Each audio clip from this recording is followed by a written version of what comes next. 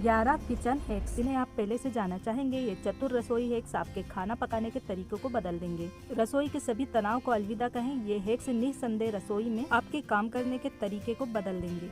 Microwave में लहसुन छीलें। Microwave हमारी जिंदगी को हमेशा आसान बनाता है। लहसुन छीलना भी इसका अपवाद नहीं है। अगर आप लहसुन की कुछ कलियों के ऊपरी हिस्से को काटकर उन्हें 20 से 30 सेकंड के लिए माइक्रोवेव में रखें तो उनका छिलका तुरंत उतर जाएगा। बबल रैप से आइसक्रीम को पिघलने से रोकें। बबल रैप एक शक्तिशाली इंसुलेटर है। सड़क पर चलते समय अपनी आर्टिसन आइसक्रीम को पिघलने से बचाने के लिए पिंट को प्लास्टिक बबल रैप में लपेट दें। यहाँ घंटों तक ठोस रहेगा। अपने आटे को हमेशा फ्रेश और कीड़े मकोड़ों से दूर रखना है तो बस अब तेज पत्ता के कुछ पत्ते आटे में डाल दें। आटा लंबे समय तक फ्रेश बना रहेगा।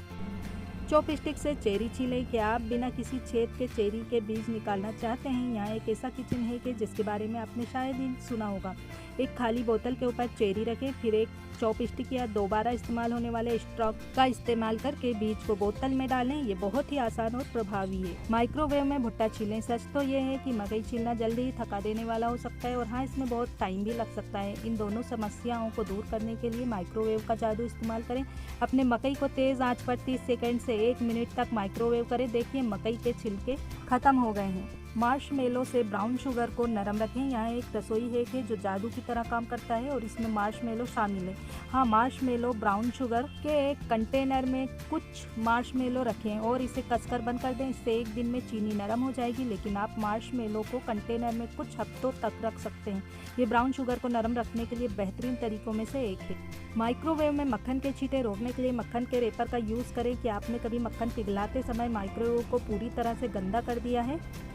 हमारे साथ भी ऐसा हुआ है। इस आसान तरकीब को आजमाने के बाद वे दिन दूर हो जाएंगे। अपने मक्खन के रेपर को माइक्रोवेव में इस्तेमाल होने वाले बर्तन के कवर के रूप में इस्तेमाल करें और छींटों को अलविदा कहें।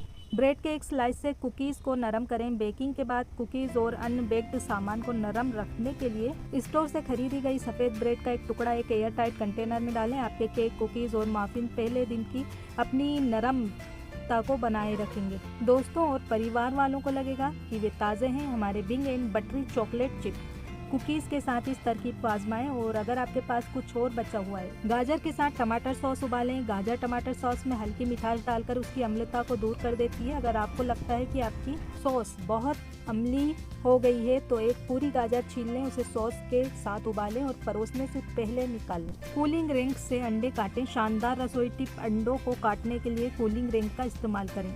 आप उबलते हुए अंडों को आसानी से काटने के लिए कूलिंग रिंग को उसमें डाल सकते हैं। एक रसोई तरकीब एवोकाडो पर भी काम करती है। मक्खन को जल्दी नरम करने के लिए उसे छोटे छोटे टुकड़ों में काटें। आपको ये बुरा नहीं लगता जब आप बेकिंग से पहले मक्खन को फ्रीज से बाहर निकालना भूल जाते हैं? अगर आप उस मक्खन को पहले से कमरे के टेम्परेचर पर लाना भूल जाते हैं तो कोई बात नहीं, आप मक्खन को जल्दी से नरम कर सकते हैं। सबसे आसान तरीका है मक्खन को क्यूब्स में काटना और उसे लगभग 20 मिनट के लिए काउंटर पर रखना। छोटे टुकड़े पूरे स्टिक की तुलना में जल्दी नरम पड़ जाएंगे।